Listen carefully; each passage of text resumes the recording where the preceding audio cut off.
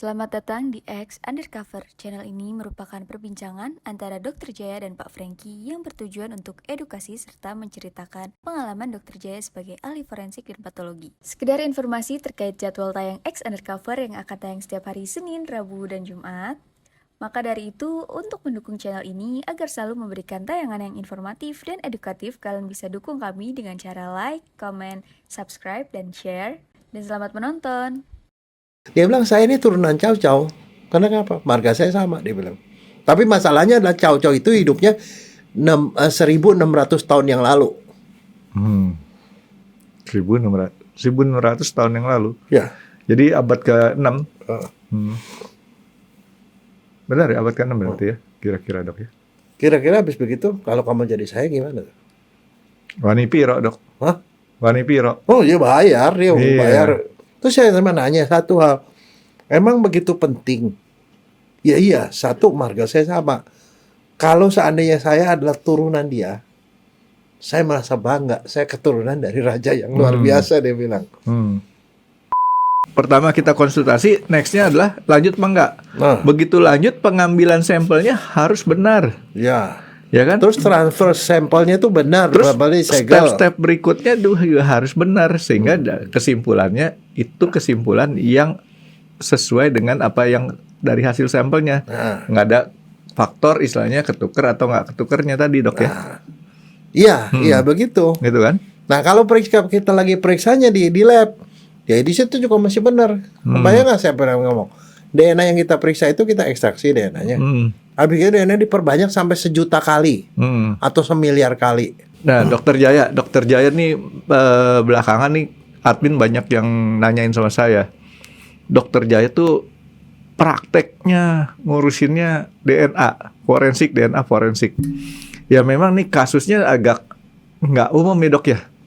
Ya nggak umum, tapi bukan berarti nggak banyak, Pak. Nah, banyak. Gitu kan, baru saya mau bilang tapi nggak banyak, tapi dokter udah jawab duluan. Gitu. Nggak umum bukan berarti nggak banyak. Nah, dokter kan sering nonton Netflix. Ya. Di Netflix itu belakangan nih film-film yang saya tonton dok, itu banyak pembuktian melalui forensik dan DNA. Saya ingat ya kalau forensik sama DNA mah ada pakarnya nih, DSA. Dokter dia tahu nggak DSA singkatan apa dok? Sama saya. Betul. Jaya Surya Atmaja gitu kan. Karena saya ingat singkatan dokter Jaya kan DSA. Walaupun ada DSA yang lain ya dok ya. Enggak, saya punya klinik, Franky, klinik DSA. Nah, Klinik ya. Nah, ini dok, orang makin lama makin dalam tanda kutip sok pinter, sok tahu. Ya kan? Sok pinter, sok tahu. Ya, contohnya, saya mau tahu, ini Miko nih, bapaknya siapa? Dicocokin. Saya sama Miko, saya tanya sama dokter, dok, Miko anak saya bukan? Kira-kira kayak gitu masuk akal nggak dok? masuk. Tapi dibuktiin bisa? Bisa. Bahwa Miko anak saya? Bisa. Nah, terus buktinya gimana dok? Ya diperiksa DNA-nya, Franky. Diperiksa DNA-nya. Enggak, tapi ada satu pertanyaan yang rada-rada aneh nih. Teman saya dokter, dia bilang, Dokter Jaya katanya, kenapa nggak periksa DNA burung katanya? Burung. Aves. Kan burung apaan? Lovebird. Lovebird tuh. Tahu. Lovebird. Yang kecil. Itu Yang- kan mahal sekali burungnya. Tunggu dulu. Lovebird burungnya mahal ya? Lumayan mahal. Kalau yang bagus ya. Heeh. Tahu nggak katanya? Kita periksa DNA mesti ke Singapura, ke Australia dia bilang. Periksa DNA apaan saya bilang? Tahu nggak? Ternyata burung lovebird itu, kan dia kalau dia mau diternakin kan dia mesti sepasang dong laki perempuan. Pada waktu usia muda itu laki perempuan nggak ketahuan. Jadi harus diperiksa DNA-nya. Periksa DNA-nya, periksa ini burung laki, burung perempuan. Tapi saya setuju sama dokter dia punya teman itu kalau periksa sampai lovebird itu ke Australia, modalin saya tiketnya dok, nanti berangkat dok. Nggak, tapi maksudnya yang gituan tuh kayak ada gitu loh. Jadi saat masih anak-anak itu belum kelihatan secara spesifik Ya, jantan betinanya. ya. Terus Banyak binatang kayak gitu, Frankie. banyak binatang seperti itu, terutama yang organ genitalnya mungkin nggak kelihatan ya dok ya. Nggak jelas. Hmm. Tapi kalau hamster tahu, cucu saya aja tahu. Apa dok? Hermes, Hamster. hamster. Oh, curut. Ya, bukan. Hamster Hamster kan bukan mirip, curut. mirip curut dok. Enggak, mukanya Apa? lebih berdampak. Kalau curut kan panjang. Iya. Hamster kan, saya piara hamster. Cucu saya piara hamster. Laki perempuan deh, pegangannya deh, balikin, lihat. Laki grandpa katanya. Kenapa? Ada balonnya katanya. Tapi dari kecil tuh ketahuan kalau hamster. Gampang ketahuan. Ada beberapa yang tidak ketahuan, termasuk burung itu. Ikan gampang nggak dok? Laki perempuan ya? Bisa di ini. Jadi dalam kalau kita piara ikan, kita mesti ngedalamin soal ikan itu. Dari bentuk buntutnya, dari gerakannya apa gitu, pasti beda. Tapi dari organ genital yang di dalam nggak kelihatan tuh dok? Nggak. Ya? Tapi dari tampilan luarnya bisa ketahuan mana laki mana perempuan. Nah, terus dia bilang, bisa nggak periksa? Ya bisa, saya bilang, termasuk salah satu pemeriksaan DNA adalah untuk menentukan jenis kelamin. Pakai DNA. Kan DNA itu ada otosom, kromosom yang buat bikin badan. Satunya kromosom seks namanya. Kalau laki-laki itu XY. Kalau perempuan XX. Ya kita periksa DNA-nya itu. Kalau keluarnya XX, berarti perempuan gitu. Nah, hal yang sama itu yang dilakukan pada burung. Kalau XXX dok? Nggak ada. Nggak ada ya? Nggak ada. Kalau itu film kelebihan. dok. Jadi begitu, Frankie. Jadi dia bilang periksa gituan, dia bilang periksaan. Karena kenapa di Indonesia nggak ada yang periksa? Saya bilang iya sih. Di Indonesia yang ada tuh DNA manusia, bukan DNA burung. Tapi sebenarnya kalau manusia juga sama. Artinya kita bisa periksa. Misalnya gini, seorang bapak pulang dari kantor, istrinya bukain jasnya, ketemu nih ada sepotong rambut. Rambut siapa nih mas? Rambut si Budi katanya. Tadi dia dekat-dekat sama saya, mungkin rambutnya dia rontok nempel ke badan saya, baju saya. Budi kok rambutnya panjang? Gondrong. Nah, ya kan mungkin aja kan. Ah iya, dia rambutnya gondrong.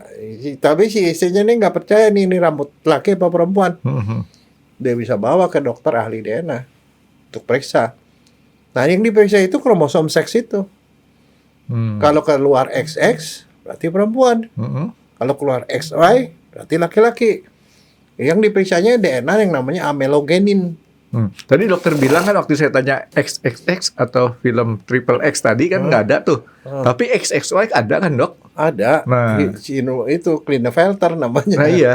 Jadi kalau misalkan diperiksanya tuh XXX, mungkin dok ya? Ya mungkin aja. Tapi itu jadi itu bisa emang kalau buat itu dilakukan. Buat apa? Kadang-kadang misalnya contoh pemeriksaan DNA itu dilakukan kalau seseorang tuh diragukan nih laki atau perempuan nih pada cabang olahraga misalnya. Kan kalau dia masuk kelompok perempuan sama laki-laki kan ininya beda kriteria juaranya. Iya, menang banyak kalau yang itu. Oh iya. Jadi kalau dia misalnya laki-laki tapi masuk kelompok perempuan, pasti juara terus dia. Ya kan? Nah takut gitu pemeriksaan kromosom atau pemeriksaan DNA. Kromosom bisa, DNA juga bisa. Nanti diperiksanya gen aminogenin itu. Kalau DNA. Nah itu salah satu tujuannya. Dan pemeriksaan itu ada beberapa kali kasus yang seperti itu. Biasanya atlet. Atlet dicurigai bahwa dia tuh jenis kelaminnya nggak sama dengan yang dia ngakuin gitu loh. Atlet ya. Tapi atlet biasanya menang pemalsuan dari jenis kelamin satu, yang kedua dari usia. Usianya dia masuk kelompok usia yang lebih muda.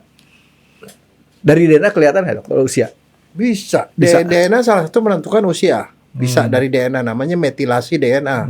Bisa menentukan itu. Tetapi juga bisa dengan pemeriksaan lain, gigi misalnya.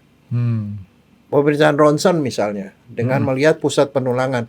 Jadi kami juga dapetin kasus-kasus seperti itu. Ini kayaknya masuk kelompok umur yang berbeda nih.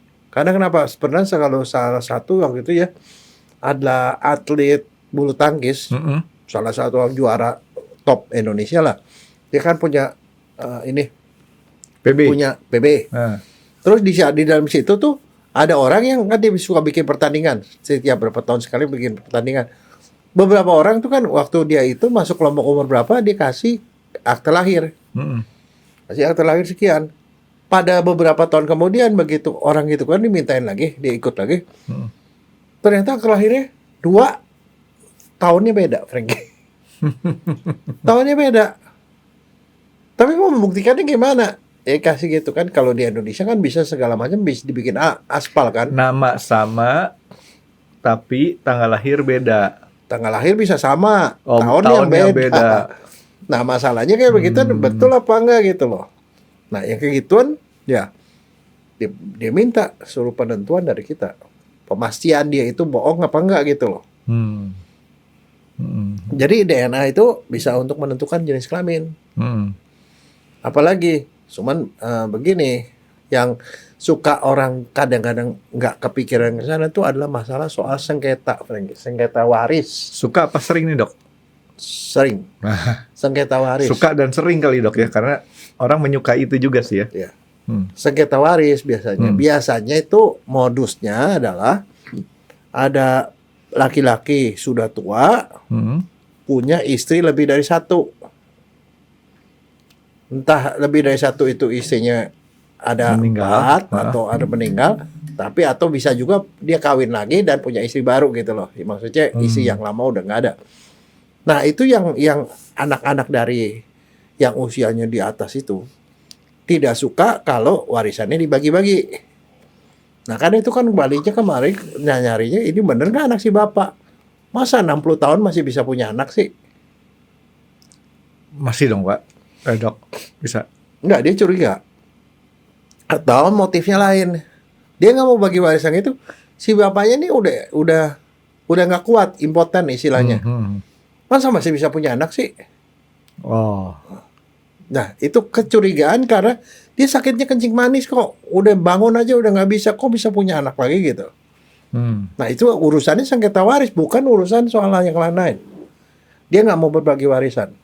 Atau si bapak mau bagi-bagi warisan, takut anak yang kecil ini itu dizolimi sama saudaranya, nggak diakui kalau dia udah meninggal. Nah, itu untuk memastikan bahwa mereka itu dapat haknya masing-masing. Emang kalau misalnya ketahuan dia sebagai keturunannya dari si bapak lah gitu ya, Ya warisan kan dibagi rata. itu warisan pasti dapat tuh, Pasti dapat. tanpa hak waris, tanpa surat waris, sorry. Enggak pakai surat. Itu di Indonesia di dalam hukum perdata Hah? itu ada pembagian waris. Istri dapat berapa, anak dapat berapa. Itu udah Saudara dapat ditentukan berapa? seperti itu peraturannya, Ada Dok, ya? undang-undang. Undang-undangnya ya. Bahkan kalau orang Islam Mm. ada di dalam Al-Quran. Walaupun istilahnya secara administrasi negara nggak ada. Enggak. Oh, nggak perlu gitu ya. Itu udah namanya hukum waris. Hukum waris ya. Ada bagian dari ilmu hukum perdata yang ngatur soal itu. Ada waris perdata barat, jadi yang pakai KUH perdata. Ada hukum agama. Hukum agama tuh orang muslim pakai Al-Quran. Jadi pembuktiannya cukup pakai pembuktian kedokteran aja gitu, Dok. Iya. Nah itu kan masalah besar, Frankie. Coba kebayang nggak kalau misalnya si bapak itu punya sawah banyak gitu, tanah luas. Anaknya 4 dibagi 4 kan. Kalau anaknya 5 dibagi 5, makin kecil. Nah itu urusan itu adalah urusan DNA. Ada warisan yang nggak mau dibagi-bagi, Dok. Apa tuh? Utang dibagi-bagi anaknya mana mau. Oh, tergantung Frankie. Dia PT apa CV? Kalau CV dia diambil loh. Gitu ya. Kalau Iya. CV. Kalau PT kan berhenti di PT-nya doang. Iya. Itu kalau itu bisa sampai harta keluarga pun diambil kalau CV. Frankie. Oh. Itu hukum niaga namanya. Hukum Kita niaga, belajar ya. gituan juga, Frankie. Nah, Dok, jadi kalau misalkan kayak tadi pembuktian lewat DNA gitu, Dok ya. Sebenarnya itu untuk masalah ngebuktiin bahwa ada hubungannya satu sama lain kan gitu ya. Terus kalau hubungannya paralel gitu ketahuan nggak, Dok? Bisa. Dia mau tahu, datang nih. Ini saya saudaraan nggak sih sama Iya. dia? Sepupuan misalnya Sepupuan. contoh, nih, Itu Dok, ya. ada. pemeriksaan DNA juga sama. Karena orang dari turunan yang sama tuh ada pembagian-pembagian DNA-nya sehingga kita bisa tahu ini related apa enggak. Saudara enggak. Contoh nih dok, dengan mohon maaf, saya bukan mengungkit-ungkit korban kemarin kebakaran Glodok. Seumpama ada orang yang anaknya orang tersebut korban adalah yatim piatu. Kita bisa ngambil dari sepupunya juga gitu dok ya? Bisa. Oh. Nggak perlu vertikal ke atas atau ke bawah dok ya? Enggak, itu ada hitungannya sendiri lah. Pokoknya beda. Tapi itu bisa. Karena kadang-kadang ini menjadi masalah. Misalnya contoh pada waktu waktu itu ada tsunami Aceh. Itu kan banyak keluarga yang pada meninggal. Banyak banget dok. Ada yang anaknya hilang, ada orang tuanya hilang segala macam. Terus kemudian ada anak-anak ini. Anak-anak ini kemudian diakui oleh orang. Oh ini anak saya gitu. Nah ini saya dapetin satu kasus pada waktu itu. Ada seorang anak yang bapaknya sama ibunya meninggal. Terus dia diasuh sama orang. Oh, Diasuh sama orang. Jadi anak angkatnya Orang CR7 seseorang. tuh dok. Nah habis begitu kemudian anak ini ternyata punya bakat. Jadi idol cilik waktu itu. Jadi idol cilik. Bukan yang saya ngomong nih dok ya. Nah habis begitu apa yang terjadi? Tiba-tiba ada seorang datang bilang, saya ini orang tuanya dia. Gimana? Pada waktu tsunami sudah di... Jadi dia ketinggalan sendiri nih. Dia diasuh orang. Dia dinyatakan yang meninggal dia anak bapak angkat, ibu angkatnya. Enggak, bukan bapak dan ibu yang benernya hilang, nggak ada. Nggak ada. Kalau Nggak gitu kan ketemu kita lah. nggak tahu lah, nggak ketemu. Nah kemudian dia jadi idol cilik. Karena dia berbakat nyanyi dan segala macam, jadi idol cilik. Nah kemudian tiba-tiba muncullah satu orang yang ngaku ini anak saya gitu loh. Tahu nggak motifnya apa? Banyak sih dok. Oh iya, motifnya uang lah. Susah amat, jangan banyak-banyak, Numpang satu aja. ngetop bisa. Uang, Frankie. Uang, Itu kan kalau anak-anak itu kan segala income-nya kan masuk ke orang yang dewasanya kan. Kalau Kan dia saya, bilang, masa lu bukan keluarganya lu yang dapat duit, gue dong yang dapat gitu lah. kalau saya sebagai orang tua dok ngeliatin anak sukses aja udah happy. Nggak usah jauh-jauh mikirin sampai gimana dapat duit. Enggak, tapi itu anaknya terkenal loh. Itulah masalahnya itu. Iya. Bukan soal itu, anaknya ini terkenal nih sumber uang. Oh, itu Kan sama aja kan kita mengklaim itu tambang emas. Ujungnya apa? Akhirnya orang itu diminta periksa DNA. Ternyata bohong. Bukan orang tuanya, bukan bapaknya gitu loh. Nah kita kan mau konfirmasinya kemana? Orang keluarganya udah kagak ada, semua orang satu kampung hilang semua. Nah kebayang nggak? Nah itu periksa DNA bisa kayak gitu. Jadi bukan soal selingkuh doang. Nah, kebetulan kasus yang tadi Dokter Jaya kan ada orang yang klaim kayak gitu. Kalau dia melakukan kebohongan ada sanksinya nggak dok?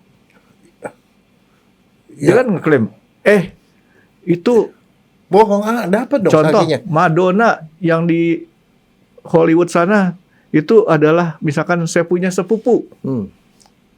Kan mudah banget ketahuan bohongnya dok. Tapi saya tetap ngotot. Pada waktu saya diproses, saya ternyata berbohong. Ada sanksi hukumnya nggak dok? Ada. Yang secara pidana 378. Menipu. Menipu ya? Terus kalau secara perdata, kerugian perdata akibat pengakuan itu membuat nama baik tercemar dan segala macam itu kan bisa diminta perdata lagi. Jadi dua hukum itu bisa bisa. diperlakukan kepada yang ngomong tadi dok ya? Iya, bisa dipermasalahin. Nah jadi kasus DNA itu bukan semata-mata soal selingkuh, belum tentu. Ada lagi satu kasus ya yang pada waktu itu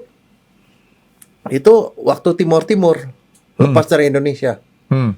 Kan banyak orang tuh kan dia barat timur bolak-balik situ nggak tahu. Begitu truk terpisah, ini jadi dua negara terpisah. Bapaknya di mana, anaknya di mana. Akhirnya mereka saling nggak bisa berhubungan, nggak bisa kontak karena itu kan masih chaos lah. 16 tahun kemudian, berapa tahun kemudian, jadi udah lewat sekian, ada si bapak ini nyari anaknya, dicari-cari nggak ketemu, karena mungkin udah pindah dan segala macam. Mereka minta ICRC, International Red Cross, dan mereka itu salah satu tugasnya juga adalah mengumpulkan keluarga. Akhirnya cari-cari ketemulah satu orang.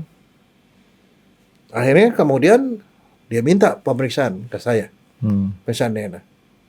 Dibuktikan. Karena kenapa? Itu sudah lewat sekian belas tahun setelah dia terpisah. Anaknya dari kecil sekarang udah dewasa. Anaknya itu nggak tahu dia yang melihara dia siapa. Dan Gede bapaknya udah nggak bisa kenali lagi orang itu, anak itu. Pemeriksaan, ya akhirnya terbukti memang betul. Jadi terpisah 16 tahun kalau nggak salah waktu itu. Tapi yang ini benar kebetulan nih dok ya, Ya. anaknya dia ya. Akhirnya benar. Jadi artinya itu juga adalah satu upaya lain adalah untuk mempersatukan keluarga yang terpisah. Jadi banyak fungsi pengenalan DNA ini dok ya. Untuk jadi bukan cuman sekedar apa namanya kayak tadi vertikal atas bawah, ternyata bisa dipakai dengan hubungan vertikal horizontal dok ya. Tapi ada satu juga yang sebenarnya yang juga lumayan menarik, Renggi. Ada seorang pengusaha, dia datang ke saya, mau periksa DNA. Nah begitu saya bilang mau ngapain, dia bilang konsultan ini rada-rada rumit dokter katanya. Kenapa? Saya mau tahu saya ini keturunan Raja Chow Chow bukan? Cina Ya, tahu Samkok? tahu itu Chow-Chow kan belum Kan ada 3 negara sampai di Cina. udah nyampe raja apa cuman jadi Raja ya? kan Akhirnya ada jadi 3 negara. Samkok itu 3 negara Iya, kan Samkok. artinya. Jadi ada 3 negara di Cina yang saling terpisah dan mereka perang satu sama lain. Yang ilmu perangnya itu dipakai menjadi strategi perang zaman sekarang. Sun Tzu namanya. Jadi 36 jurus Sun Tzu. Nah, Musashi juga pakai jurus Sun Tzu tuh. Nah, yang itu dipakai sampai sekarang ke pendidikan sekolah militer di Amerika pun memakai ilmu Sun Tzu. Nah, strategi perang antar 3 negara itu sangat hebat, luar biasa sehingga itu dipakai sampai sekarang. Orang yang melakukan bisnis dagang pakai ilmu Sun Tzu itu untuk bisa menang persaingan dagang. Jadi itu dipakai di ekonomi dan dipakai di militer sampai sekarang. Nah, salah satu rajanya itu Chow Chow. Dia tuh rajanya sangat terkenal, pintar banget. Dia itu mestinya sih kalau lihat dari situasi 3 negara itu dia mestinya bisa jadi kaisar seluruh Cina tuh. Tapi dia itu nggak bisa ngalahin satu negara. Zhuge Liang. Zhuge Liang itu orang yang sebenarnya cuma penasihat doang, penasihat dari raja yang sebelah situ, tapi dia nggak bisa ngalahin dia. Tapi padahal dia sebenarnya teman sama si Chow Chow. Nah, dia bilang saya ini turunan Chow Chow. Karena apa? Marga saya sama, dia bilang. Tapi masalahnya adalah Chow Chow itu hidupnya 1600 tahun yang lalu. 1600 tahun yang lalu. Ya. Jadi abad ke-6. Benar ya, abad ke-6 berarti ya, kira-kira dok ya. Kira-kira habis begitu, kalau kamu jadi saya gimana? Wani piro dok? Hah? Wani piro? Oh dia bayar, Iya. bayar.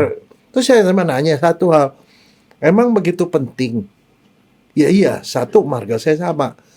Kalau seandainya saya adalah turunan dia, saya merasa bangga. Saya keturunan dari raja yang luar biasa, dia bilang. Terus?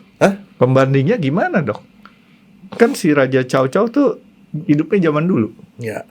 Dia Nah, hidupnya justru zaman di sekarang. situ rahasia DNA. Saya cuma bilang DNA itu luar biasa. Kenapa?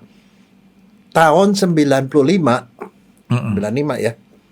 Jadi kira-kira pada waktu saya lulus doktor DNA, ketemu satu DNA yang namanya YSCR. Y short tandem repeat. Satu bagian DNA yang hanya ada pada kromosom Y yang diturunkan dari bapak 100% ke anak. Diturunkan 100% ke cucu. Ke cicit, ke buyut dan segala macam. Itu tidak berhenti-berhenti, Frankie. Jadi Y ini kuat sekali dok ya. Dia punya Bukan kuat, turunannya. karena 100% yang Y-nya itu dari laki-laki itu dikirim ke anak laki-laki 100%. Iya, artinya sih susah terbantahkan tuh ya kalau udah Y-nya gitu ya. Cuman masalahnya kan kembali ke pertanyaan kamu tadi. Bandinginnya sama Sopo. Itu. Terus gimana dok? Tahu nggak? Terus bandinginnya ke mana, Pak? Dia bilang, Dok, baru aja ketemu situs di Cina, di tempat si Chow Chow itu. Orang pikir Chow Chow itu adalah rekayasa, cerita silat. Tapi dia nggak, ternyata itu adalah orang yang benar-benar ada. Karena di Cina sana kan memang udah jauh-jauh dulu itu memang udah ada orang kan di sana, udah teknologinya udah maju. Ada penggalian situs di satu kampung atau kota kecil lah. Katanya itu kampungnya si Cao Cao.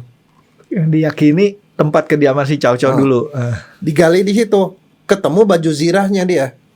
Kalau yang orang-orang dulu kan pakai baju itu yang dari logam gitu. Yeah. Ketemu baju zirahnya, ketemu pedangnya dan segala macam. Dan di situ ada tulang belulang. Sudah diidentifikasi Y kromosomnya si Cao Cao tadi. itu. Dan kerabat-kerabatnya yang ada di situ. Dia bilang, ada dok katanya. Saya browsing di internet, ada. Penelitian di Cina sana itu proyek besar. Saya periksa di sini, saya bandingin ke sana. Tapi saya kan nggak berani ngambil kesimpulan kan sembarangan. Saya kontak sama profesornya di sana, di Cina. Ini ada orang nih ngaku seperti ini, gini. Gimana, cocok apa enggak? Dia bilang cocok, dia keluarganya Cao, tapi bukan dari sama-sama Cao, tapi Cao-nya satu kampung gitu loh. Tapi bukan keturunan langsung. Salah coret dikit aja tuh aksara Cinanya, Dok. Enggak, itu maksudnya saya. Itu sampai ke situ. Nah, sekarang pertanyaannya, DNA itu pernah nggak sih yang melahirkan suatu temuan yang luar biasa? Pernah, Frankie. Tentang Presiden Thomas Jefferson. Yang kulit hitam. Thomas Jefferson kulit hitam kalau nggak salah ya? Putih. Yang kulit Dia hitam. adalah salah satu presiden Amerika yang sangat luar biasa karena dia itu pokoknya fenomenal lah, di sana termasuk presiden yang sangat terkenal di awal-awal ya. Dia itu pada waktu itu masih masa perbudakan di Amerika. Masa perbudakan, kemudian pada waktu itu banyak budak-budak di tempat dia. Salah satu budaknya dia perempuan, namanya Sally Heming. Si Sally Heming itu sangat disayang sama dia. Dia punya anak laki-laki, disayang juga sama si Thomas Jefferson. Sekolah dibiayain, segala macam keperluan hidupnya dibiayai segala macam. Sehingga muncul desas-desus pada waktu dia masih jadi presiden, bahwa si Sally Heming itu selingkuh sama si presiden. Tapi pada waktu itu kan isu itu kan sangat-sangat nggak mengenakan karena itu namanya budak, satunya presiden. Masih zaman perbudakan legal nih, Dok ya? Ya. Nah akhirnya kemudian si Sally Heming tuh dimutasi lah, dipindahin ke kota lain, dijauhkan dari presiden untuk ya mencegah itu. Orang pada waktu itu nggak berani lah. Isunya nggak rame terus gitu ya? Nah, tapi si Sally Heming itu ke anaknya yang laki itu selalu ngomong, kamu itu anaknya Thomas Jefferson. Kamu itu anaknya Thomas Jefferson. Itu dilakukan. Anaknya itu kemudian kawin, punya anak lagi, dan selalu ngomong ke anaknya, kamu itu cucunya Thomas Jefferson. Itu 200 tahun kemudian, tahun 95 itu, ketemulah YSCR itu. Ahli DNA kan salah satunya orangnya kan curiga. Loh, jangan-jangan bener gitu. Mereka bikin proyek pelacakan, bener gak presidennya selingkuh 200 tahun yang lalu. 200 tahun lagi. Dicari, Thomas Jefferson kan orang terkenal, keluarga terkenal. Dicari dari dia, anaknya laki, turun cucu laki, terus dicari terus sampai belasan generasi ke bawah, ketemulah 2 orang. Si Sally Heming dicari, dia punya anak laki kan? Anak laki itu turunnya anak laki lagi. Cari lagi, ketemu lagi 2 orang, dicocokin. Cocok. 100% sama. Berarti bapaknya sama. 200 tahun kemudian baru ketahuan kalau itu anaknya si Thomas Jefferson. Dok, kalau YSDR tadi ya, YSDR tadi kan itu kan turunnya kan anak laki semua. Kalau dia kemudian buntu anak laki-lakinya, ada anak perempuan, habis. Selesai. Oh. Jadi hanya laki terus garis laki nih, Dok ya. Nah, kebayang nggak bahwa orang selingkuh 200 tahun kemudian masih bisa ketahuan. Tapi syaratnya satu, anaknya laki-laki. Hmm. Artinya apa, Franky? Nasihat yang kamu bisa berikan ke orang sekarang apa? Nggak tahu dok. Kalau jadi laki-laki jangan suka kencing sembarangan. Ketahuan sampai kapanpun. Oh, saya pikir dokter mau kasih yang lebih bijaksana. Loh itu bijaksana loh. Enggak. Artinya jangan suka Ya, main-main sama pembantu, sama budak. Hmm. Nah, saya pikir tadi dokter bilang kalau sudah punya anak kawinin gitu. Ya, tapi dokter bagus. Lebih baik mencegah daripada mengobati. Ya enggak, tapi maksudnya kayak gitu. Tapi ada satu hal yang apa ya? Ya itu kan sebenarnya yang rada-rada aneh-aneh begitu. Saya pernah kedatangan orang juga. Dia bilang, saya keturunan raja ini, raja di Indonesia lah. Dia bilang, oh buktinya gimana? Dia bilang, emang kenapa sih? Ya sebab kalau saya keturunan raja itu, saya bisa dapetin gelar bangsawan. Emang ada gunanya? Saya bilang, wah ada gunanya katanya. Kalau di orang-orang di suku-suku tertentu tuh ada gunanya, dia bilang. Karena itu derajatnya lebih tinggi. Jangan sebagai orang yang apa dari keraton atau apa kayak begitu. Tapi masalahnya pembuktiannya itu kalau di laki ya. Itu bilang anak dari yang mana kan sebenarnya kalau namanya raja itu anaknya kan semuanya orang udah tahu anaknya si ini, jadi silsilahnya juga jelas kan. Oh saya dari selir katanya. Nah, tapi masalahnya rajanya udah meninggal, Franky. Terus periksa lagi DNA-nya. Dia mau periksa DNA, saya bilang bisa periksa. Kalau anaknya raja itu mau diperiksa. Ya dong kan kalau nggak ada yang dibandingin bagaimana saya bisa tahu. Gitu. Kalau dia nggak mau susah. Ya. Tapi saya dok, saya berhasil membuktikan bahwa saya keturunan dari yang sangat jauh sekali tanpa tes DNA.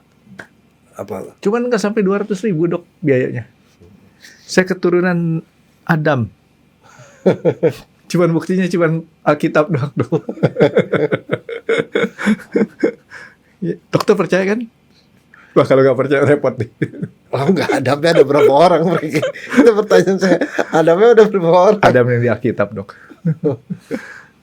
Jadi kalau pakai seperti itu kan artinya kan gini dok, kita harus pakai pembanding, ya kan? Tadi dokter bilang sih yang keturunan raja, ya bisa aja kalau seakan nanti dari segi keturunan raja yang sekarang masih berada, itu dicocokin kayak tadi secara horizontal kan dok, berarti kan dok ya?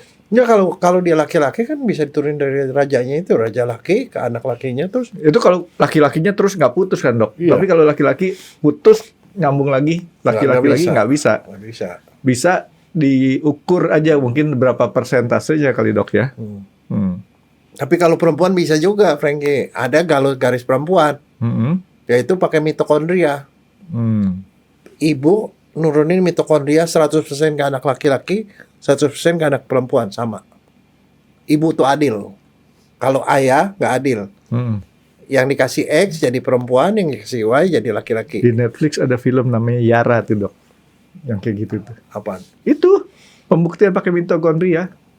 Ya, nah kalau mitokondria itu ibu ngewarisin ke anak, semua anak sama. Jadi kalau orang yang dari ibu yang sama, itu semuanya anaknya itunya mitokondria sama. Nah itu juga dipakai. Tapi kalau mitokondria nurunnya ke laki dan ke perempuan. Jadi misalnya contoh kalau dilihat dari film misalnya, bukan film sih, film kenyataan. itu kalau kenyataan itu pada waktu bom Bali. Bom Bali ada teroris bersaudara. Betul nggak itu mereka teroris bersaudara? Diperiksa DNA mitokondrianya, diperiksa ibunya sama, berarti dia satu ibu. Kalau di cerita komik, itu cerita komik Donald Bebek. Donald Bebek itu punya paman kan? Paman Gober. Paman Gober. Musuhnya itu gerombolan si berat. Itu perampok yang satu saudaraan tuh. Yeah. Nah itu kalau periksa mitokondrianya sama semua, Franky. Itu dipakai DNA tuh untuk pembuktian itu. Tadi saya ngomong Madonna, Dokter Jaya ngomong Donald Bebek. Ini yang nonton kita pada tahu kan dok ya? Tahu lah. Donald Bahkan- Bebek. Donald oh. Bebek mungkin lebih populer, tapi Madonna kemarin saya nanya sama si Ilham sama si Hendrika. Hendrika tahu nggak Donald Bebek? Donald Bebek tahu. Madonna tahu. Oh, tahu dok. Berarti Tahu. iya. Dia termasuk golongan lampau. Nah, jadi kayak gitu dok. Jadi ternyata itu bisa dipakai untuk dua-duanya dok ya. Dari keturunan laki atau keturunan ibu. Ya. Bapak atau ibu dok ya Iya. maksud saya. Bisa dua-dua. Jadi itu sampai sekarang tuh masih dipakai, Frankie. Nah, sekarang saya mau nanya prosedurnya dok. Boleh saya langsung loncat nih dok ke prosedur. Iya, prosedur itu penting karena kenapa? Saya pernah pernah dan beberapa kali didatengin orang, dia datang ke saya konsultasi mau periksa DNA. Dia bawa rambut si anaknya, rambut doang berapa biji, bawa 1 lembar cukup nggak dok? Rambut. Kalau kita nanti artinya gini, dok kita nggak sebut dibawa, tapi dokter pada saat mengambil sampel itu 1 lembar dokter cukup nggak? Nggak cukup. Ya? Nggak, sebenarnya kalau mau digituin pakai teknologi yang sangat itu, teman prosesnya lebih sulit. Tapi rata-rata kalau dari rambut tuh kita mesti ambil sekitar 20 rambut. Tapi 20 rambut pakai akar, Frankie. Jadi mesti dokternya sendiri yang ngambil. Jadi dicatutin gitu satu-satu 20. Ya. Kalau nggak ada akarnya, karena diambilnya itu DNA-nya dari akar rambut. Oke. Kan kalau dicabut itu akar kan ada yang lengket-lengketnya tuh di ujung, bendul. Nah itu dia di situnya. Jadi bukan kayak di film-film ada habis potong rambut diambil potongannya Nggak ketemu DNA-nya pada itu nggak ada. Itu kan rambut tuh isinya keratin semua, kagak ada. Jadi kalau kayak Inti gitu bohong ya. Jadi yang kelihatan di situ ini habis pakai sampo apa gitu ketahuan ya. Nah terus dia bawa, dia bilang ini saya mau periksain, mau tahu ini anak saya apa nggak. Saya bilang saya kagak mau. Kenapa nggak mau? Ya rambutnya rambut siapa dulu nih kan Nah dia bilang itu rambut dia anak. rambutnya kan kita tidak tahu rambut siapa. Nah udah gitu Bapak mau apa? Cuma sekedar mau tahu. Saya bilang nah sekarang pertanyaannya ini anak Bapak apa enggak? Ya ada yang bilang anak dia, ada juga yang bilang enggak. Saya bilang udah Bapak minta izin sama ibunya enggak? Langsung bilang buat apa? Kalau ini bukan anak saya, nanti saya mau gugat istri saya mau ceraiin dia, misalnya. Jahat amat. Atau dia bilang saya nggak mau lah ngasih warisan ke anak itu. Nah saya bilang bagaimana bisa dibuktikan Bapak abang nyolong apa enggak itu? Anak itu anak Bapak apa anak ibu? Sekarang pertanyaan itu deh. Anak itu anak Bapak anak ibu? Anak ibu. Di mana-mana juga orang dokter tuh tahu anak itu keluar dari ibu yang ini, itu anak ibu. Nggak pernah kita tahu anak Bapak siapa. Kalau itu berasal dari kelahiran si ibu. Iya. Kan kemarin pernah ada kasus dok, bahwa anak ternyata bapaknya bukan dia, ibunya bukan dia. Iya itu kan rada-rada aneh. Tapi maksudnya Yang umum lah dok ya. yang umumnya kan anak ibu. Nah sekarang coba saya bilang bandingin. Bapak punya bapak ini ibu ya, punya anak, tiba-tiba anak Bapak diambil sama laki-laki itu diperiksa. Ternyata dia bilang, oh kamu selingkuh gara-gara itu. Bapak nyolong apa enggak? Saya bilang. Iya nyolong. No. Jadi saya bilang begini. Pertama, kalau mau periksa DNA, pertama harus konsultasi dulu buat apa. Karena kalau buatnya kagak jelas buat apa, itu nanti Bapak kagak tahu ujungnya. Karena saya pernah dapetin sekali waktu begini. Ada seorang bapak dari Papua. Datang konsultasi, mau periksa DNA. Dia bapaknya cuma konsultasi doang. Saya ini curiga nih anak saya ini bukan anak saya, dia bilang. Oke Pak, sekarang kondisinya gimana? Dari Papua nih dok. Dia sayang sama anaknya. Dia sayang juga sama istrinya. Cuman dia curiga. Oke, saya bilang. Saya periksa. Kalau saya periksa ternyata itu memang anak Bapak, ada masalah nggak? Buat saya nggak ada masalah, dia bilang. Kalau bukan anaknya. Kalau anaknya. Oh kalau anaknya. Berarti saya puas. Oke. Tapi si bapaknya, si ibunya dan anaknya harus tahu kalau ini mau periksa DNA. Artinya mereka tahu bahwa bapaknya curiga. Kalau ternyata itu memang anak Bapak, kira-kira anak itu dan istri Bapak perasaannya gimana? Dokter nanya saya nih dok. Saya sih mah kalau jadi istri atau anaknya begitu dia bilang saya mau periksa udah langsung bete duluan dok. Nah, kalau belum seandainya ketahuan iya. hasilnya, Dok. Nih kalau hasilnya ternyata iya, Mm-mm. kan paling mereka akan bilang, "Ini bapak gila nih, curiga yang enggak gitu kan." Parno kan? Iya, Ya dong? ya. Walaupun sebelumnya kita bilang, maksud lu apa sih? Gitu kan. Oke. Heeh. Kalau memang bukan anak bapak, ya nggak apa-apa. Terbukti seperti itu. Nggak ada masalah tuh apapun hasilnya. Tapi bapak bayangin, apakah worth it bapak mau periksa Mm-mm. untuk kemudian anak dari si bapak akan sakit hati karena itu? Iya. Ya bapak pikirin aja. Nanti kalau udah yakin dengan kemauan bapak, kan jadi saya nanya, kalau yes gimana, kalau no gimana kan? Kalau no buat Dokter Jaya itu artinya lebih puas lah, Dok ya. Kedua belah pihak. Tapi kalau saya sendiri, kalau saya periksa begitu, saya nggak mikirin diri saya sendiri. Kalau mikirin diri saya sendiri, ya udah periksa aja karena saya dapat duit. Betul nggak? Tapi resiko yang dihadapin hasil pemeriksaan itu Dan bagaimana? dia kagak mikir kalau hasilnya nyata iya anaknya. Saya bilang kalau kayak gitu worth it nggak bapak untuk melakukan pemeriksaan. Akhirnya nggak lama dia WA ke saya, "Dok, kayaknya mendingan saya kagak tahu deh dok," katanya. Saya rasa sih Bapak tadi lebih bijaksana dengan jawaban tadi. Kalau dia udah sayang sama keduanya, mendingan nggak usah tahu deh. Yang penting dijaga ke depannya, jangan sampai ada timbul kecurigaan lagi kan, Dok. Nah itu kan sekarang kebayang nggak dengan yang namanya pemeriksaan DNA selalu nggak pernah harus dilakukan pemeriksaan, harus ada konsultasi dulu. Konsultasi dulu untuk membuka kemudian. Kalau iya bapak mau ngapain? Kadang-kadang kita, kalau iya itu anak bapak, ya udah begini. Tapi kalau enggak, nanti kadang-kadang nggak mikir apa akibatnya kalau iya dan apa akibatnya kalau enggak. Kalau dia ya itu kita membuka pikiran dia supaya dia tuh jelas. Misalnya contoh nih, kalau orang belum kawin, ada anak nih, perempuan ngaku ini anaknya si laki-laki. Saya tanya dulu, kalau seandainya ya anak bapak, apa yang bapak mau lakukan? Saya mau kawin sama ibunya, kemudian anaknya saya angkat anak misalnya, udah jelas. Tapi kalau bukan, ya saya akan lakukan gini. Jadi selalu konsultasi harus gitu. Dia mesti tahu kemana arahnya supaya dia siap. Kalau saya ketahui itu anak saya mau kawin sama ibunya, saya mau angkat anaknya. Kalau bukan, saya tidak akan kawin. Enggak, dia bilang. Enggak, Ya dia kan bilang, ini surat buat dia nggak? Lo jangan meres gue lagi lah, udah selesai gitu loh. ada kata tidaknya, Dok. Ada tidak akan kawin. Secara matematik tuh negatif kali negatif arti positif, Dok. Enggak, maksudnya itu kadang-kadang mereka nggak mikir. Sekarang misalnya contoh, ada perempuan seperti itu. Sekarang Pak, kalau misalnya ternyata itu betul anak Bapak, apa yang akan Bapak lakukan? Ya kan dia nggak mikir, oh ternyata saya harus kawinin dia, misalnya. Kan saya udah punya istri. Nah kan dia mesti mikir dong. Iya dong. Kalau dia emang betul anak Bapak, kan habis gitu Bapak mesti ngongkosin dia.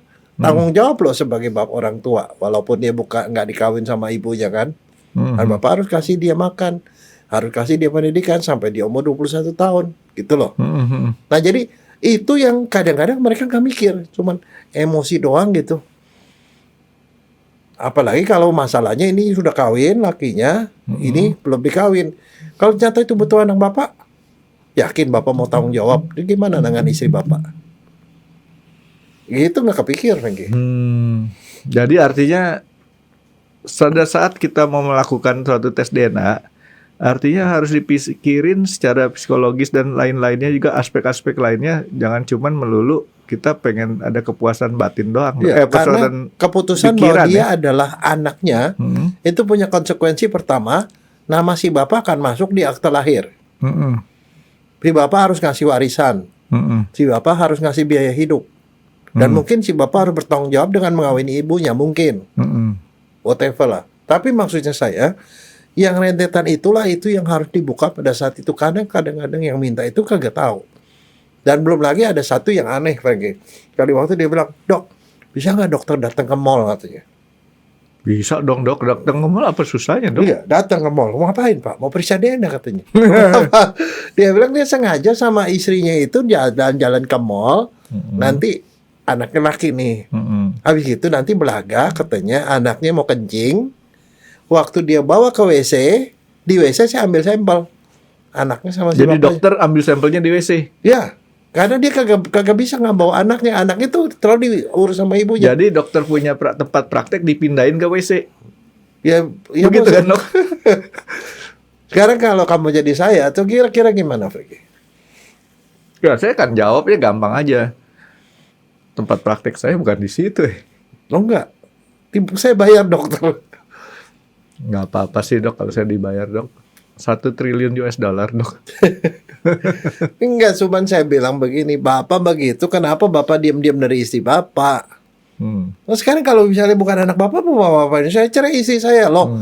Bagaimana Bapak mencerai atas dasar Bapak nyolong-nyolong sampelnya si anak? Saya bilang, saya tidak mau ambil sampel kecuali dengan izin dan persetujuan ibu.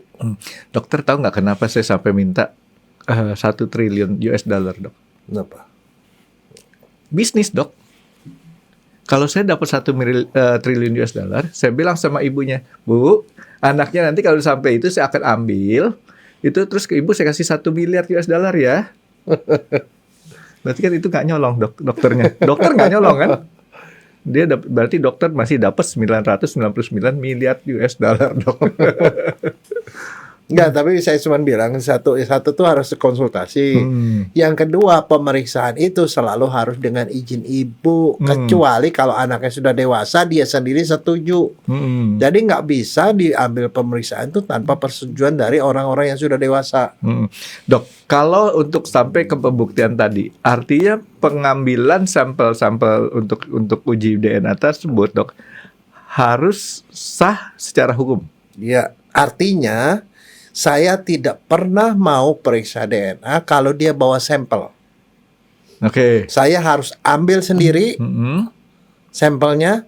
Waktu ambil sampel di foto supaya bukti bahwa itu memang diambil dari orang yang itu. Saya bikin berita acara.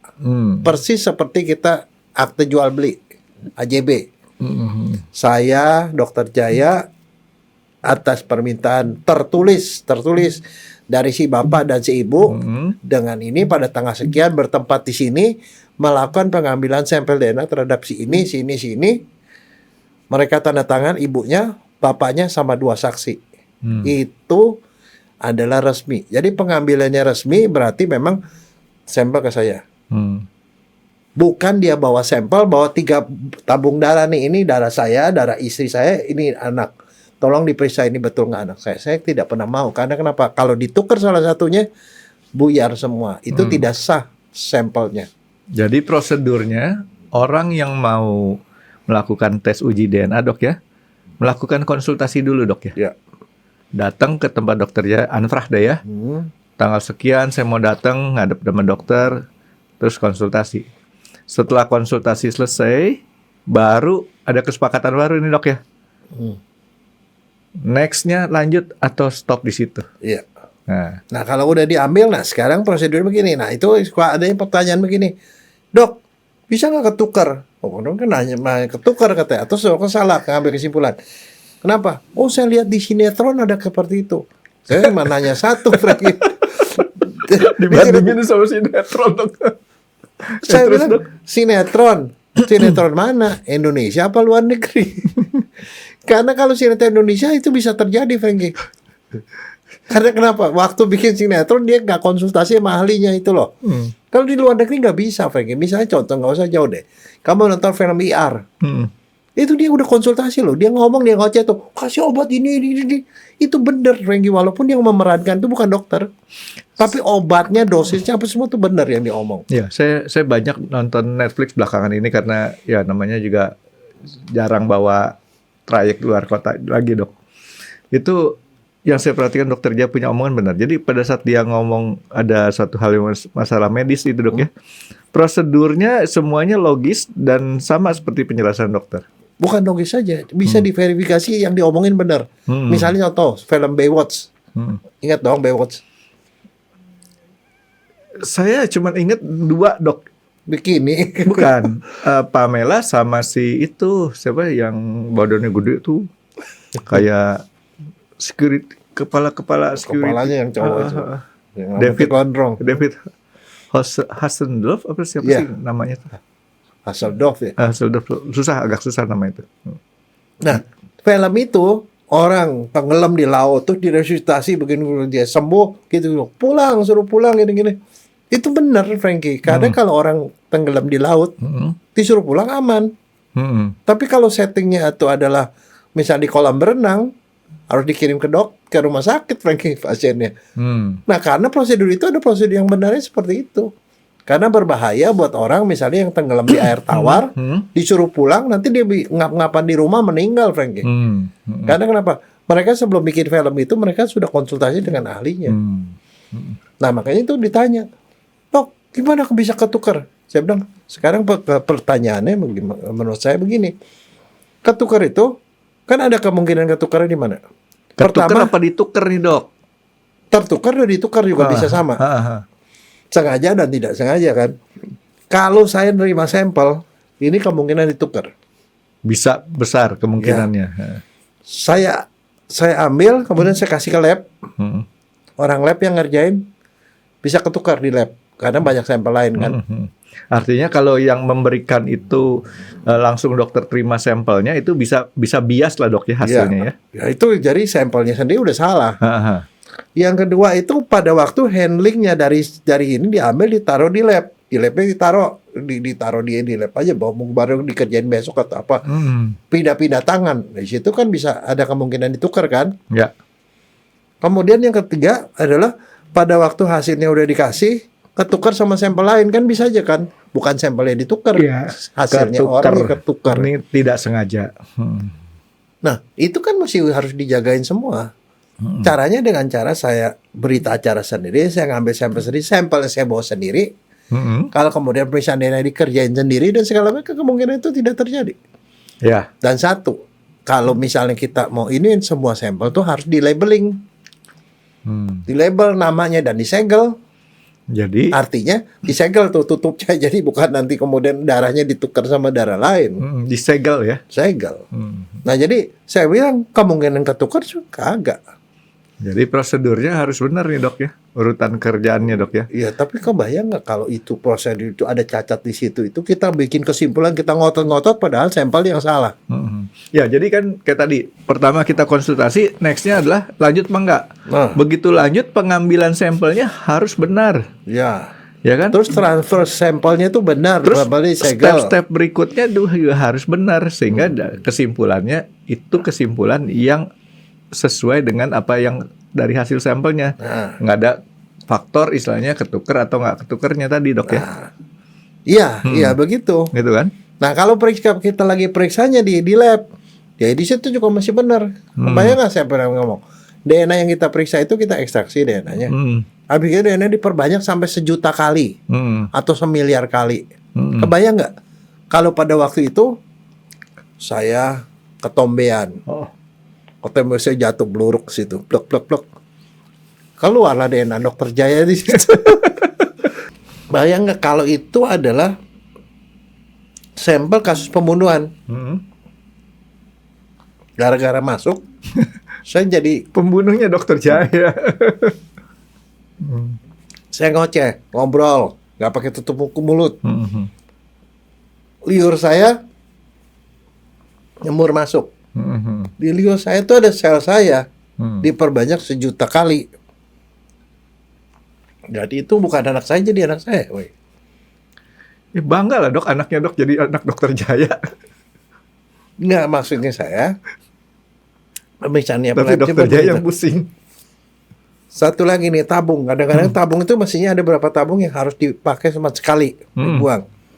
Tapi kadang-kadang kalau demi hemat, tabungnya dipakai ulang. Cuci. Nah dicucinya itu mesti steril. Supaya tidak ada sisa DNA dari yang sebelumnya kecampur. Kalau di Jepang saya belajar, yang pertama kali belajar di lab, cuci tabung. Tabung ada larutan yang bisa membuat itu bersih dan kemudian disteril dan bukan sekedar alkohol, Dok, ya. Jadi seperti itu. Jadi bayang nggak kalau kita dari ujung ke ujung tuh tidak ada SOP-nya, hasilnya bisa ngaco. Jadi artinya kehati-hatian menjalankan prosedur ini juga harus benar. Nggak Iya. boleh sembarangan. Dan pengambilannya harus mengikuti kaidah hukum juga, dok ya? Iya. Nah, terakhir, udah ada hasil. Biasanya kita harus kasih hasilnya rangkap dua. Satu ke pihak laki, satu ke pihak perempuan. Kalau Dan- ini pembuktian anak nih, dok ya? Ya. Dan tidak pernah boleh kita kasih ke orang lain yang tidak berkepentingan. Karena kenapa? Saya ngomong ini karena saya pernah dapetin satu kasus. Seorang sepasang suami istri mau membuktikan itu anaknya apa enggak. Tapi kemudian ternyata waktu setelah diperiksa, tiba-tiba si bapaknya menghubungi saya. Bapaknya dari si laki-laki nih. Ngomong, dia persuasi bilang begini, "Dok, bisa nggak dibikin supaya itu bukan anaknya?" Oh, jadi mertua si cewek ini nggak setuju punya Nah, anak jadi untuk dia. rupanya itu perkawinan itu si laki-laki dari orang yang sosial The have- ekonomi tinggi, si perempuan dari sosial ekonomi rendah, perkawinan itu tidak disetujui. Dan dia mau memisahkan mereka Pakai dengan pakai tangan DNA. dokter Jaya. Dengan alasan saya yang membiayai pemeriksaan DNA. Kok gitu ya? Loh, iya, maksudnya tega-teganya Iya, gitu. kok curang banget gitu ya? Terus saya bilang begini, "Pak, mohon maaf Pak, yang minta saya itu Bapak dan ibunya. Bapak tuh nggak ada hubungannya, walaupun Bapak yang bayar, kan saya akan kasih hasilnya ke Bapak. Apalagi kalau disuruh rubah. Karena saya itu bertanggung jawab saya sama yang di atas, dan dokter tuh punya sumpah. Nggak bisa digituin. Nggak bisa gini-gini, nawarin gini. Saya nggak bisa Pak. Saya hasilnya pun akan saya bikin, hanya saya kasih ke mereka. Minta ke itu, tidak ada orang lain." Sampai saya kasus gitu udah beberapa kali. Sampai ditekan gitu, "Pokoknya saya yang harus gini, kalian yang sekolah biaya." Nggak bisa, saya bilang. Kebayang nggak, Frankie? Bahaya itu. Iya, tapi kok orang-orang mau kayak kerjaan kayak gitu ya? Hah? Jadi kelihatannya mau membuktikan dengan versi mereka gitu, dok ya, supaya istilahnya membuktikan kemauannya mereka dengan tangan orang lain gitu, dok ya. Ya ampun. Nah, kadang-kadang ada juga yang kasusnya seperti ini, terutama kalau untuk orang yang dari gak kelompok selebritis atau apa. Pemeriksaan kan maunya diam-diam. Tapi kalau ternyata misalnya bukan anaknya, dia minta saya sebagai dokter yang periksa DNA untuk ngomong, announce ke publik bahwa itu memang bukan anaknya. Saya bilang itu bukan tugas saya, karena saya bukan PR. Saya bilang. Loh, betul. Loh, dia yang ribut-ribut di media massa, kenapa mesti dokter yang ngomong? Kan hasil udah ada, tinggal bacain aja kalau mau, terserah dia kan. Maksudnya itu bukan rahasia, itu antara pasien sama saya. Saya udah kasih ke dia, udah terserah dia mau lepas sama itu urusan dia, bukan urusan saya kan. Dengan alasan kalau saya ngomong orang lebih percaya katanya. Lo nggak ada urusan deh. Betul nggak, Bre? Iya betul. Dokter jadi PR-nya dia. Iya. Nah, dok, Jadi artinya itu memang rada rumit, dan ada beberapa orang yang bilang begini, saya periksa cuma sekedar mau tahu dok, iseng banget. cuma sekedar mau tahu. Terus balik lagi kalau konsultasi mau tahu, iya, kalau hasilnya iya, apa yang Bapak lakukan? Kalau iya anak saya nggak apa-apa. Kalau bukan, saya akan cerai istri saya. Loh, Bapak Dia bukan cerai sekedar dasarnya, mau tahu dong. kalau kayak gitu. cerainya atas dasar apa? Ya karena dasarnya ini, lo kan Bapak nyolong. Kalau mau lagi periksa begitu, ya Bapak mesti anggap seolah-olah nggak pernah ketemu saya. Iya dong. Kalau nggak ketemu saya, nanti Bapak datang lagi mau periksa DNA, jadi periksa ulang 2 kali. Wah, apa dok? Saya nggak mau, saya bilang. Kenapa saya nggak mau? Karena gini, saya ngomong ngajari ke mereka. Bapak nih nyolong. Kan yang nyolong saya, dok, bukan dokter. Iya, tapi Bapak tahu nggak ada pasal 55 Penadah. Bukan. KUHP. Yang membantu. Barang siapa menyuruh atau membantu tindak pidana dihukum sama dengan pelaku. Nah, dia yang nyolong. Dia kan dia nyolong itu kan, dan itu bisa dilaporin secara perdata maupun pidana. Dia nyolong, dokternya kan membantu. Ya kan dia juga sama hukumannya sama dia. Ngapain saya bilang? Gak ada urusan sama saya bilang. Oke, jadi artinya itu nggak main-main karena untuk pembuktian DNA ini ada hukumnya ya, Dok ya? Karena bukan ada hukumnya, karena dia punya dampak hukum terhadap Ya, gitu maksudnya. hak perdata seorang anak maupun istri ataupun perempuan. Ada hubungannya. Nggak bisa bilang saya cuma mau tahu, nggak bisa. Kalau tahu itu bukan anak kamu, nggak mungkin kamu diam. Pasti kamu akan melakukan satu upaya kan. Tapi udah begitu kan berarti udah masalah hukum. Dokter atas dasar apa dokter ngambil? Nah kayak gitu. Jadi penadah dokter. Jadi nggak, maksudnya saya ya ini sering orang karena kesisik menganggapnya sekarang tidak pengertian, tetapi pemeriksaan itu bukan suatu pemeriksaan yang seperti pemeriksaan saya mau periksa saya kena HIV, enggak, itu urusan pribadi, nggak ada hubungan dengan orang lain. Tapi kalau soal ini si A si B itu masalah. Karena kenapa? Misalnya contoh, kalau kasus identifikasi misalnya, saya bilang ini adalah si A, dan si A ini adalah korban dari satu pelanggaran HAM. Periksa DNA nih, pelanggaran HAM. Kan keluarganya yang saya bilang si A ini, keluarga si A kan akan dapat kompensasi dari pemerintah. Dan segala macam. Itu kan jadi artinya pemeriksaan DNA tidak pernah lepas dari hukum. Karena itu harus diperlakukan sebagai kasus hukum. Makanya harus ada berita acara segala macam. Jadi nggak bisa dengan seenaknya tiba-tiba datang minta dokter ngambil di mall, tiba-tiba dia bawa sampel sendiri dan segala macam. Maksudnya itu ada udah tanggung gitu di jawabnya. WC lagi dok ya? Kamar prakteknya jadi pindah ke WC ya? Iya, belum lagi yang waktu itu saya pernah ceritakan. Dia bilang, dokter ini aja nih kasus imigrasi kan, salah satu indikasinya imigrasi kan. Orang cowok luar negeri kawin sama orang Indonesia, maka untuk mencegah trafficking, si anak ini harus dirilis dengan pemeriksaan DNA di tempat si perempuan. Periksa DNA, betul dia anak dari mereka, maka dengan atas dasar itu maka anaknya bisa dibawa keluar Indonesia. Tapi nanti pada waktu mau masuk ke negara sana akan diperiksa ulang lagi untuk bisa entry nggak ke sana. Kalau bukan anaknya nggak bisa, Frankie, karena itu trafficking namanya. Trafficking itu adalah tindak pidana. Jual beli manusia kan. Nah itu pembuktiannya dengan DNA, dan itu udah biasa, itu kasus imigrasi namanya. Dan kalau saya bohong di situ, saya bukan anaknya, saya bilang anaknya, sampai di sana ternyata bukan anaknya, Dokter Jaya ngaco, maka saya akan di blacklist di seluruh dunia, Frankie. Nggak gampang. Jadi pemeriksaan DNA itu ya kita melakukannya harus dengan benar. Gitu. Hubungannya sama hukum dok ya? Ya.